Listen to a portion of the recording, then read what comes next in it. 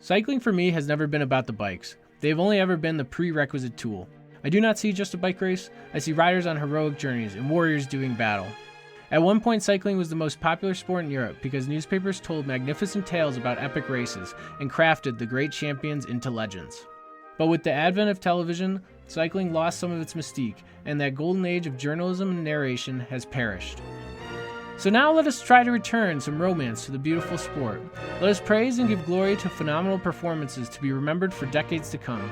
Let us dwell on the moments that inspire and move us. Let us chronicle the rise and fall of heroes. Let us chart these life-changing journeys, these cycling odysseys.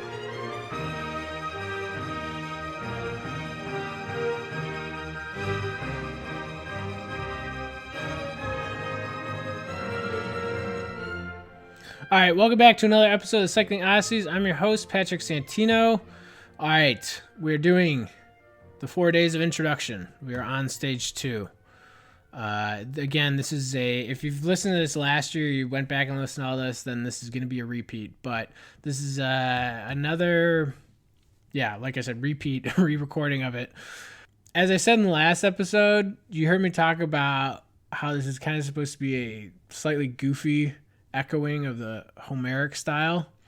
Well, so in this episode post, I play with what the mythical bard himself would think of the sport of cycling, and just use that as influence for the show, basically. So with that, let's jump right into it with this one, and we'll recap it afterwards a little bit. And then I think the next episode is where I'm going to start laying out the calendar for the season. So if you actually want to hear about that, just, I guess, jump to the next episode. But this one, it was surprisingly good again. I had to re-listen to all these because I was thinking, how did I take up 4 days of introduction? How selfish of me, or whatever that word is, egotistical of me to use 4 days of introduction. I couldn't do it all in one. I guess I couldn't, and this actually starts to explain why. Because I basically, Homer, he's the man. He's influential on this podcast, and so he deserved his own thing.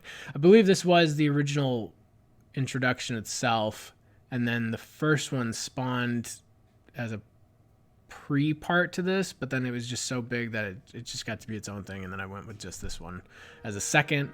And then I needed more because you can't just have a 2-day stage race, you know? Obviously, you know. All right, so with that, let's jump in.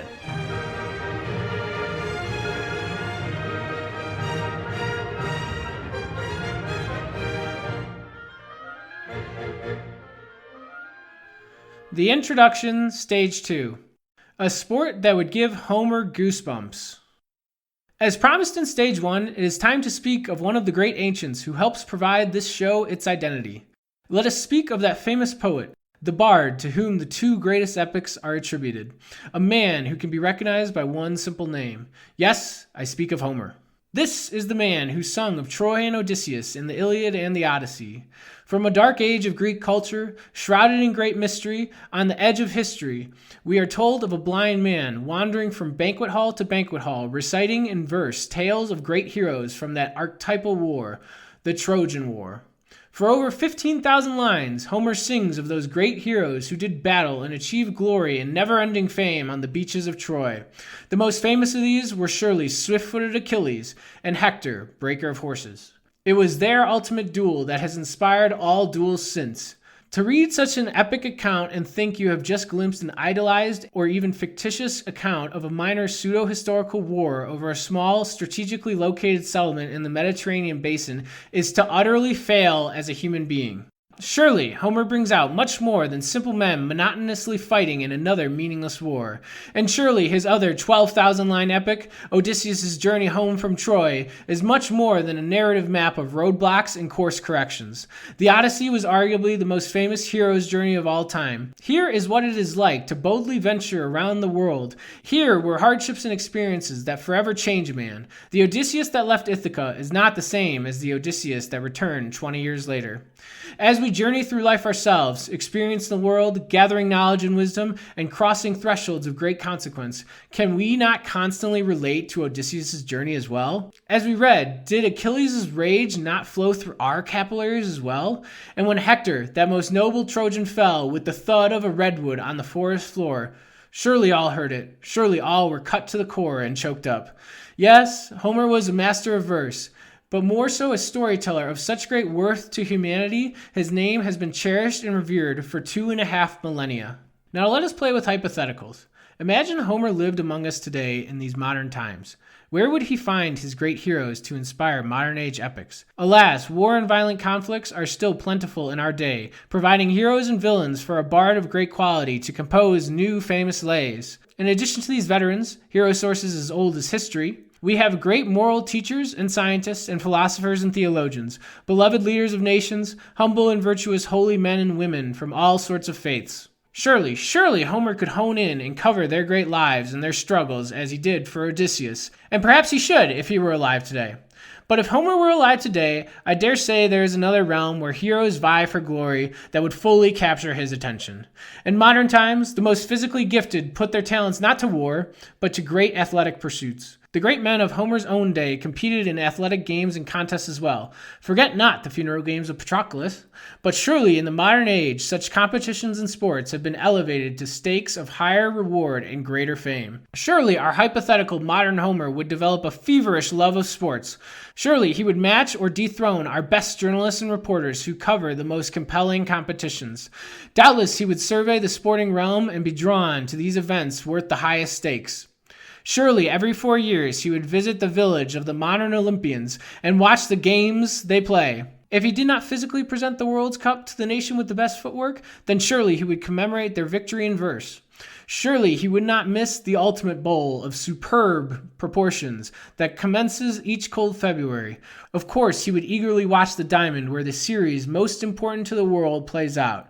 He would sing of the masters who swing their clubs so precisely. He would tell of how gripped with madness the collegiates and alumni are in March.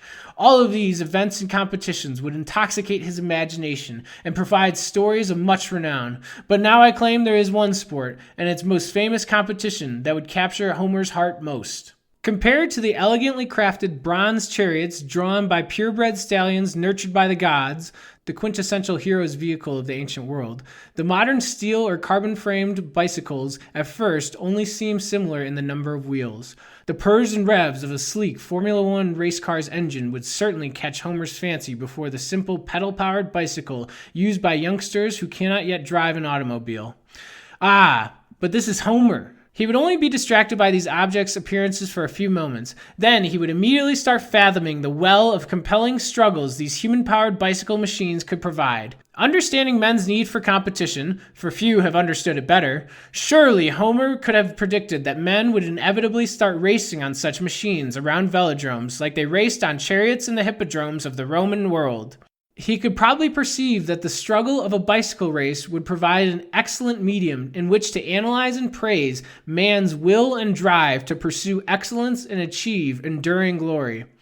He would note the hours of daily preparation and training these riders would do off stage to be their most physically fit for these master races. He would describe the pack of racers on these machines, matching each other pedal stroke for pedal stroke in exhilarating terms, as every meter they got closer to the glorious finish line. He would describe the shrewd and calculating tacticians who would draft behind the other racers to save their energy for when it would be needed most.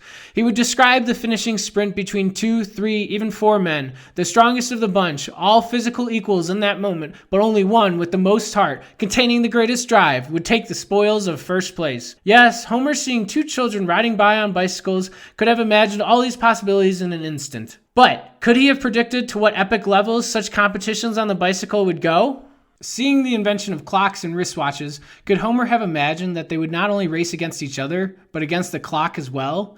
Competitions where foreigners far away and descendants years later could learn of these early champions' accomplishments against the clock and try to better their efforts?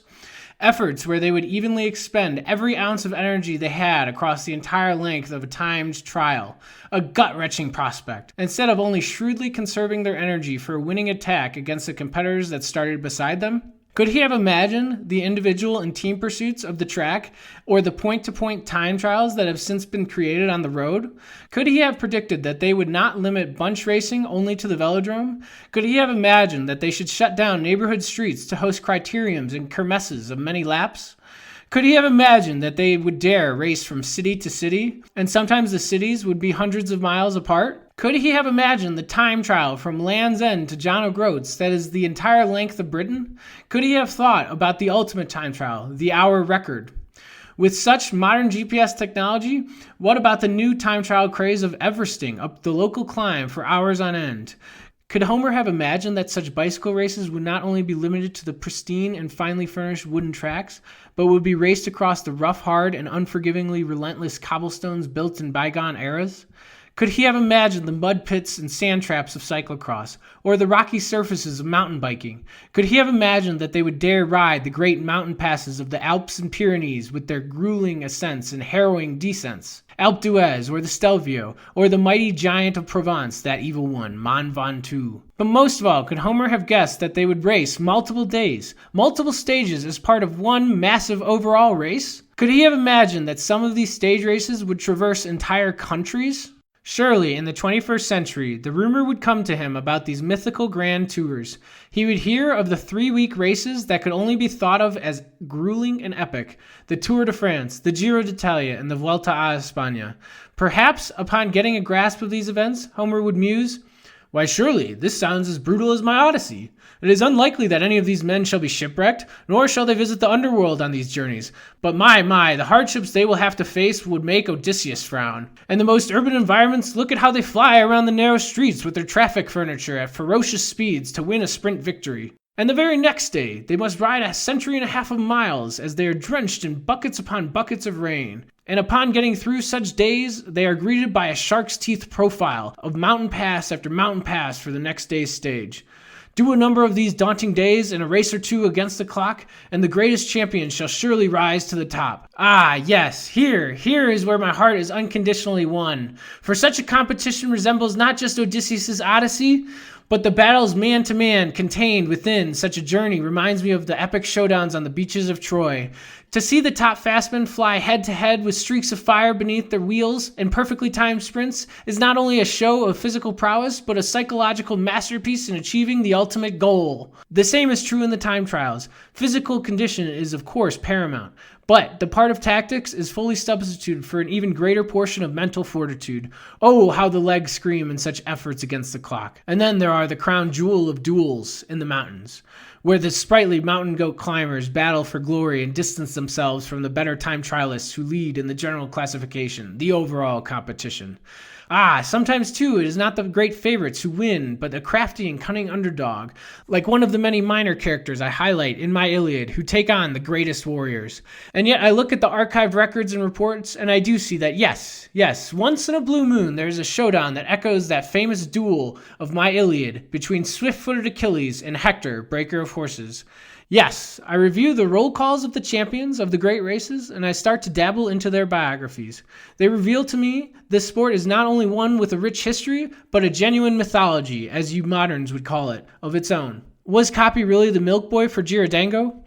Who passed the bidon to who? Can Ito prove his innocence in the accused betrayal of Le Monde? Should Contador have waited when Schleck's chain dropped in the Pyrenees? In a modern world of such comfort and ease compared to my own, look at the suffering some men are paid to endure for the rewards of glory and fame. Surely I, Homer, am moved. Surely here is suitable material for an epic. Thus hypothetically spake Homer. In the last stage, I quoted Buzzati's comparisons of Copy to Achilles, Bartoli to Hector. Not only do I firmly believe Homer would approve, but in my heart of hearts, I think Homer would shed a tear of joy at the beauty and truth of the comparison. I state again that Buzzati line. After 30 years, a feeling that we have never forgotten. 30 years ago, that is to say, when we learned that Hector had been slain by Achilles. Is such a comparison too solemn, too glorious? No. For what use would the so-called classical studies be if the fragments that remained with us did not become an integral part of our humble existence? Emphasis mine. Dino Buzzati, the Giro d'Italia, Copy vs. Bartoli at the 1949 Tour of Italy, page 161. Truly, Buzzati hammers the nail on its head to the purpose of the classical studies. For after reading such poets as Homer, Dante, Shakespeare, and other authors from the ancient past, to the contemporary novelists and even filmmakers, their tales do remain with me in my bones, my blood, my mind, and imagination. To omit or squander such references to these famous stories, the ones that move the hearts of men, that I see echo on in the deeds of current men who shall someday be legends themselves, seems to me a massive waste, a missed opportunity if ever there was one. In stage 1, I spoke about when cycling was king, and the tradition to which I wish to return. Here I have spoken of the king of epic storytelling, the one I wish to emulate most as I attempt to recapture cycling's rich narrative tradition. I wish to emulate him most because, as I have said elsewhere, cycling for me is the Iliad and Odyssey combined. I have laid the case here for why Homer would love cycling. And not only that, in a nod to the great poet, one of his epics forms the title of this show. Oh, how you all implicitly know I wish I could include both epics in my title. But let the next stage, stage 3, serve as an explicit reasoning to why I have chosen to name this show The Cycling Odysseys.